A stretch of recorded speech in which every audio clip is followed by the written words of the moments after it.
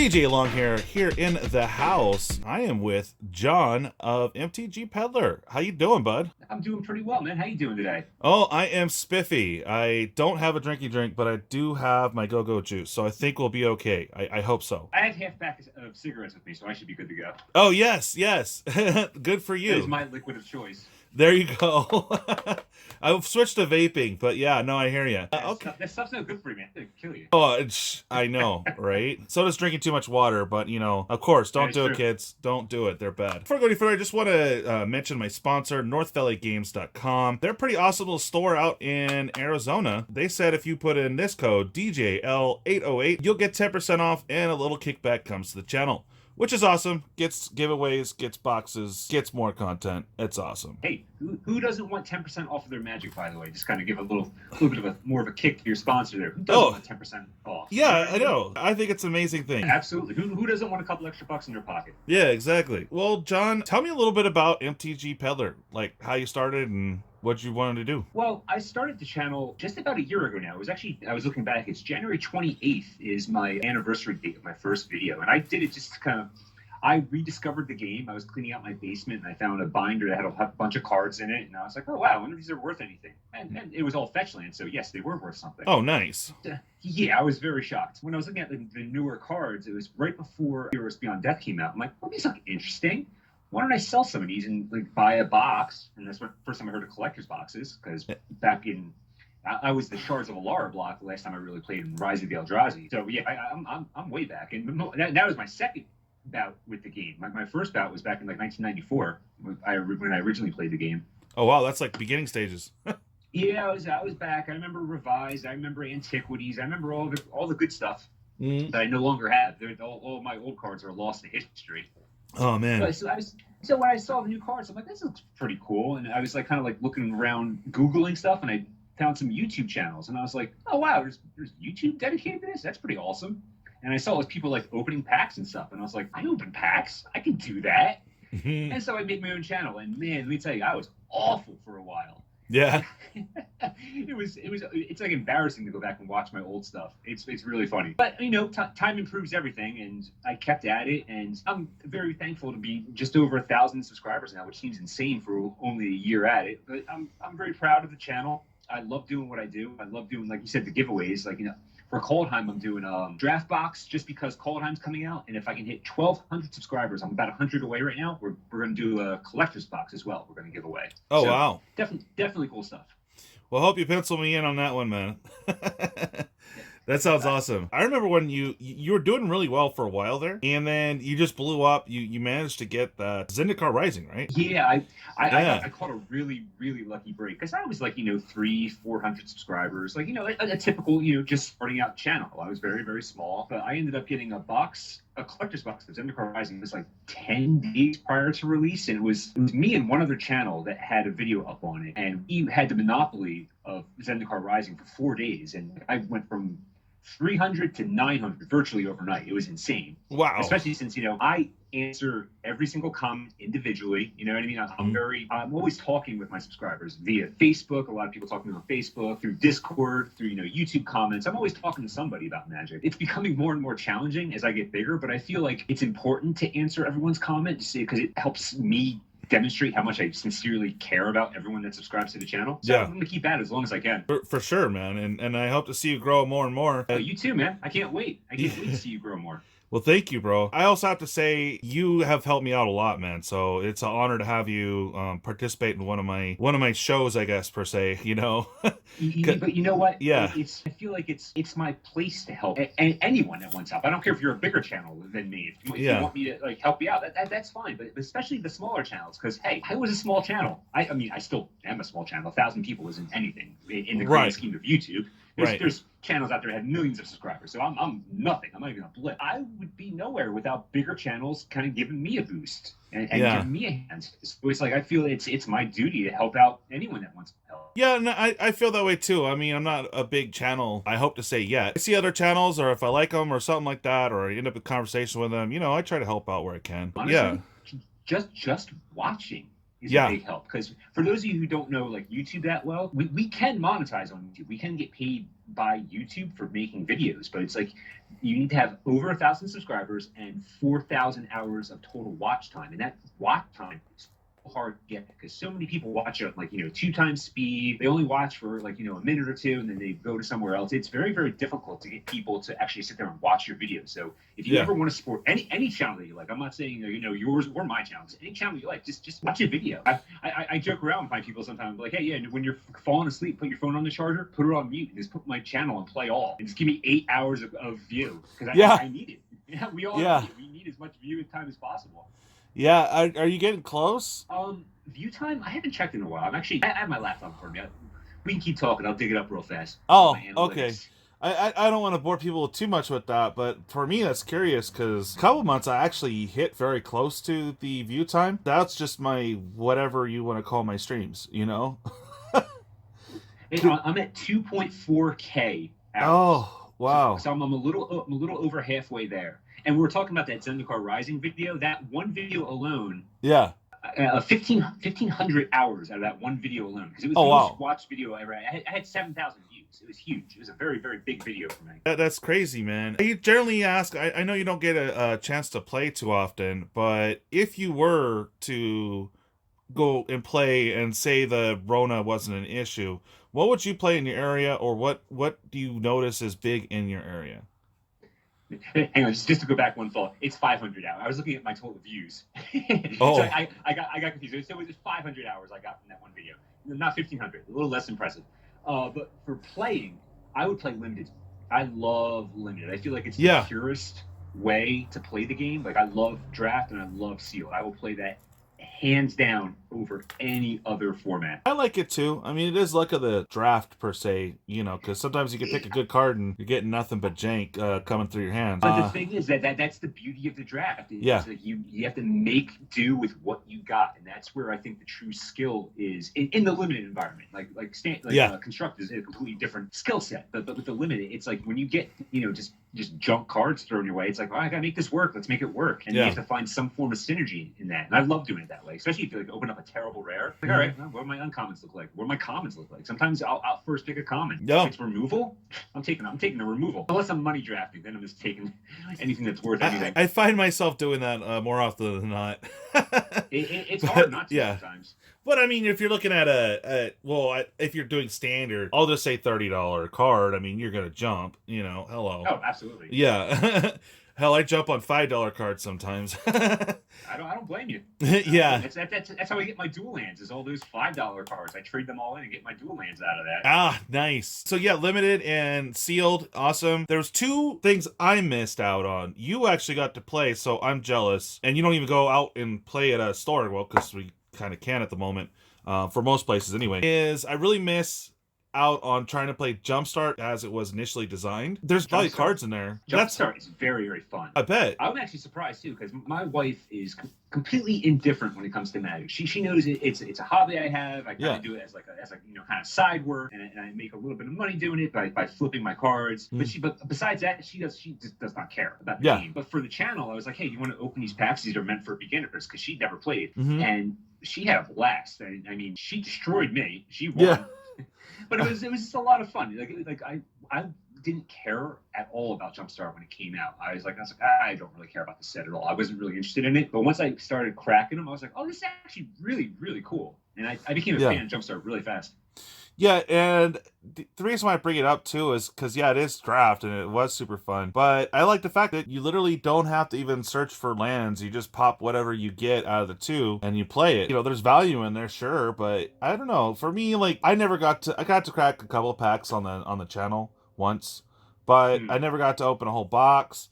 And yeah, there's cards out there that I'll be looking for, but I really wanted to play that as intended, And same with Commander Legends. That would have been super fun because they were trying to make Commander draftable. Did you get to try that out at all or no? No. The last set I played limited was Double Masters, actually. It's been a little bit for me. Oh, yeah. You were playing with Cards with Michael. Yes. I played with Cards with Michael. It was actually a lot of fun. Michael's local to me. He only lives about an hour away from me, and I was talking with him, and he invited me up. I was like, yeah, why not? I'm not doing anything. I'll draft. Oh, that's cool. But yeah, you Paz and Michael I have like mad respect for, because I was sitting and seriously bugging you and Michael the most, and then I'm like, dude, I don't want to bug John, I don't want to bug Michael. Hey, Paz.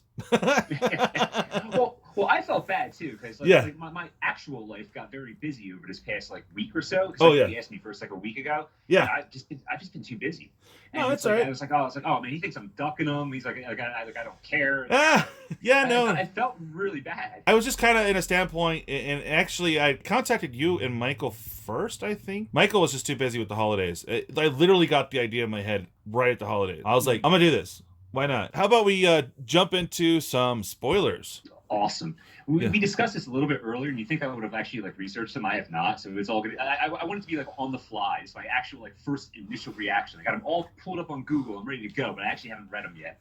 Okay, I'm the same way, even though I did read them. Yeah, I'm taking it off the cusp. So what I'm gonna do, guys, we got 4 of the leaked spoilers. These could be legit, they could be fake, we don't know. I'm gonna cover 4 of those, and then I had like 4 left of the theme boosters, so we'll cover 2 of those last.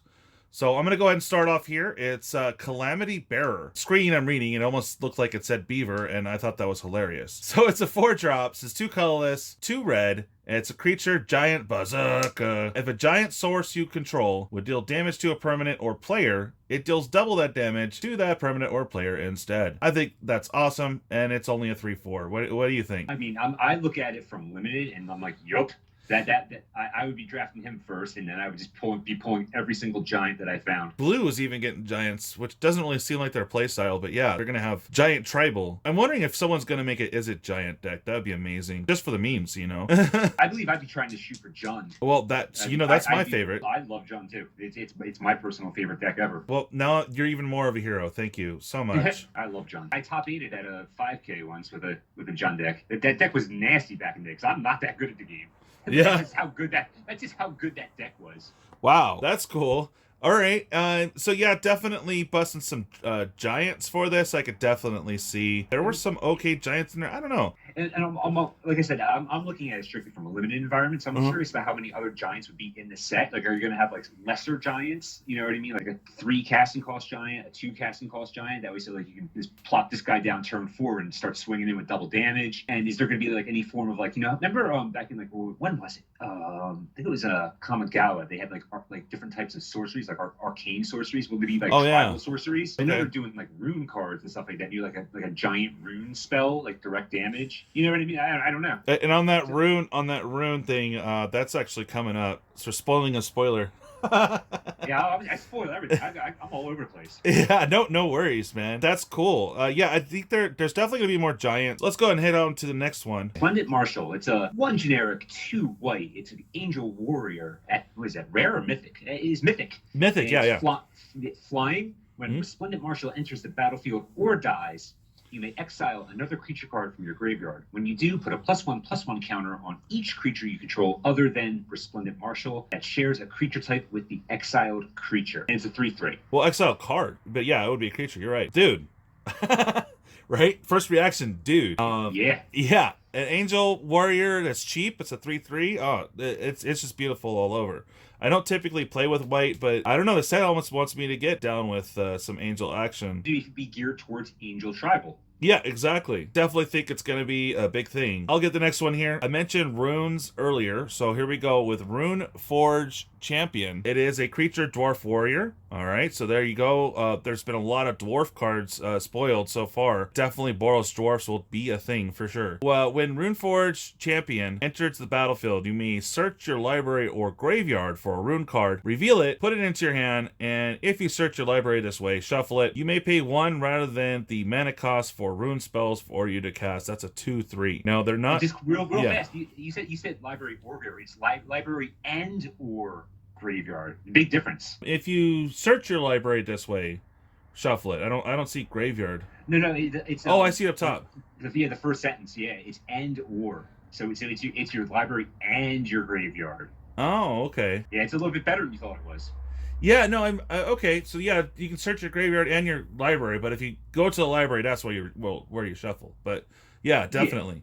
Okay, so we don't know rune spells. You've mentioned some earlier, actually, but I don't know if I'm that's... assuming that. I'm assuming it's going to be similar to like the arcane spells from Kamigawa. Would be Okay. my guess. Like it was like it was like sorcery or arcane sorcery, blah blah blah, whatever. That was how those cards worked. It was just like a different offshoot of a sorcery. It's still a sorcery, but it's an arcane sorcery. So it would trigger any effects that have sorcery, but if and arcane sorceries at the same time. I think I heard Des later Magic mention the runes might be artifacts, like something. That's what I was assuming too, actually. Or maybe it's a rune would be like equipment for an artifact. I mean, that would be interesting. Complicated, but interesting. yeah, because they spoiled the red dwarf. That's the dwarf lord, right? It's +1/+0 or something like that for all dwarves, or +1/+1. I think it was either a +1/+0. Oh, that was just for berserkers. That's right, berserkers. Yeah, no, but I thought it was a dwarf one.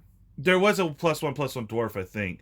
I don't. It's not coming to me at the moment. I'm gonna do some spoiler videos too. Oh, cool. Yeah. Yeah. I'm hoping that I can get through the whole spoiler season doing this way. Yeah, Because it's more fun, you know. It is more fun. It's more All right. interactive. Definitely. All right, so we got another one. Sigrid, God Favored. It's a 3-drop, I like this so one, actually. oh yeah, it's a colorless 1 and 2 white. Definitely helping with your devotion. Legendary. Devotion's still a thing. Yes. Legendary creature, human warrior. It's got flash, which is awesome. First strike and protection from god creatures. We'll get back to that. Sigrid, God Favored, enters the battlefield. Exile up to 1 target attacking or blocking creature until Sigrid leaves the battlefield. That's so awesome. It's just a rare too, by the way. Yeah, and the flavor text is awesome. It's like never alone, never afraid. Oh, it's a 2/2. But yeah, God, it's fun because I mean, not too many people play with gods. I mean, Heliod's obviously a thing right now. Protection from gods. I just like. I'm probably gonna keep one just because he's protected from gods. I don't even play white. It just seems cool. But I think the true power isn't even from protection. It's the fact that you can flash them. It's a white card with flash. That's kind of breaking the color pie up a little bit, isn't it? It's a little off color for white. Big time. I think the only reason why they got away with the color wheel is because this is basically an exile card with a 2/2 body attached. It's true. So if this was an instant, it would make sense.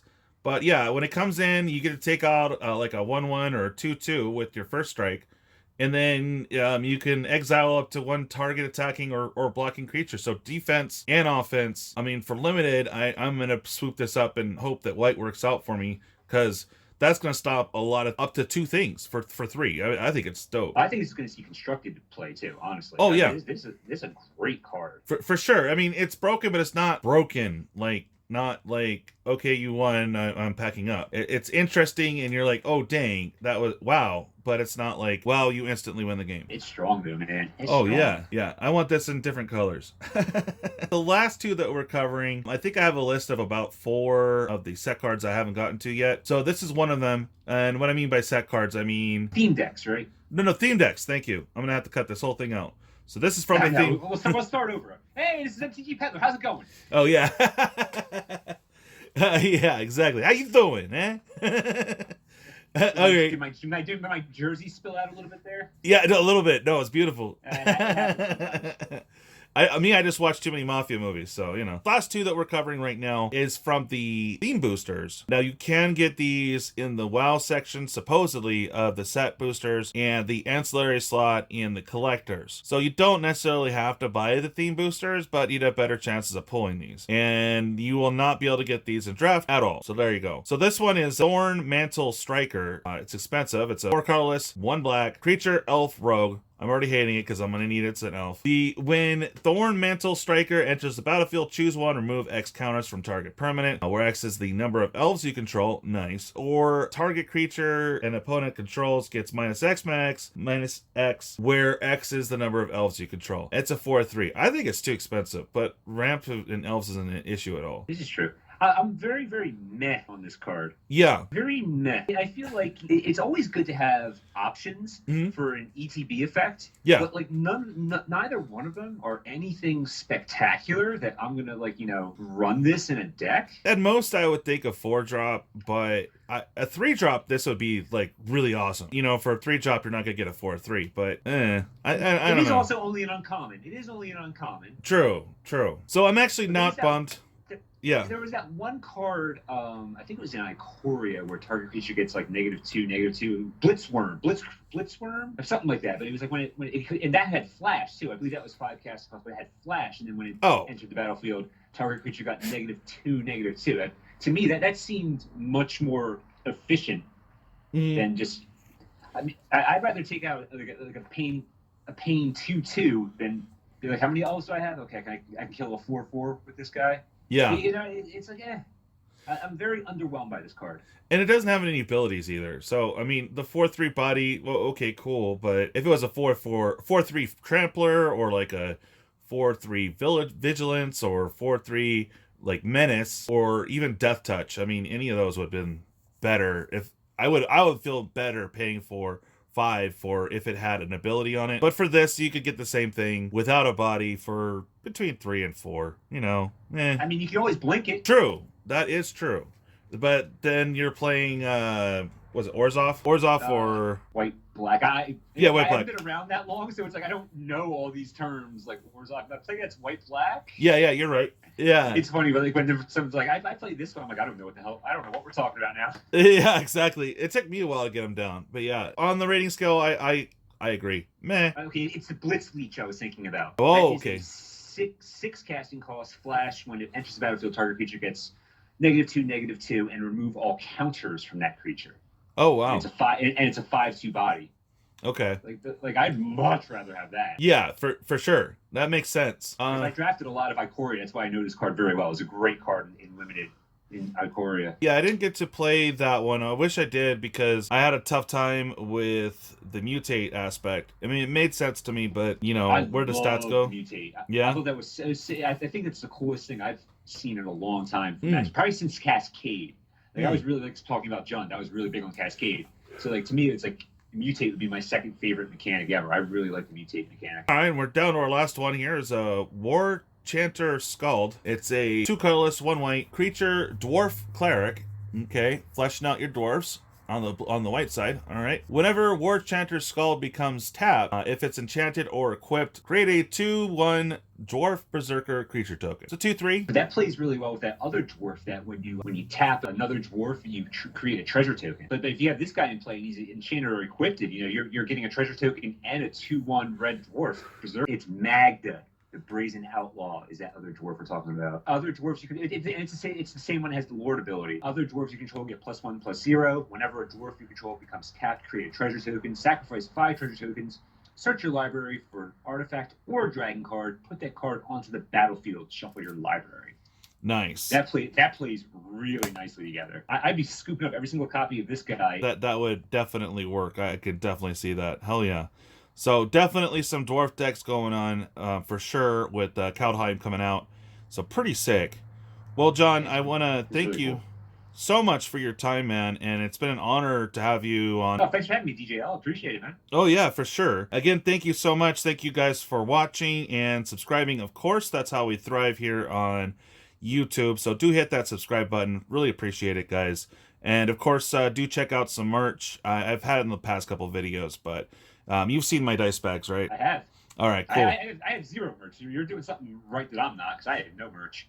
Yeah, well, thanks to Wolf Witch, she's got me started, and World of Better Magic, and Pause even, and yeah, dude, she's been busy, and she does an awesome job. Kaaren, if you guys are interested, they're $12. Go hit her up. She's down. The link's down at the bottom there in the description, so definitely check it out. It does help out the channel. Channel supports is awesome. Well, thanks again, John, and all I gotta say is bye.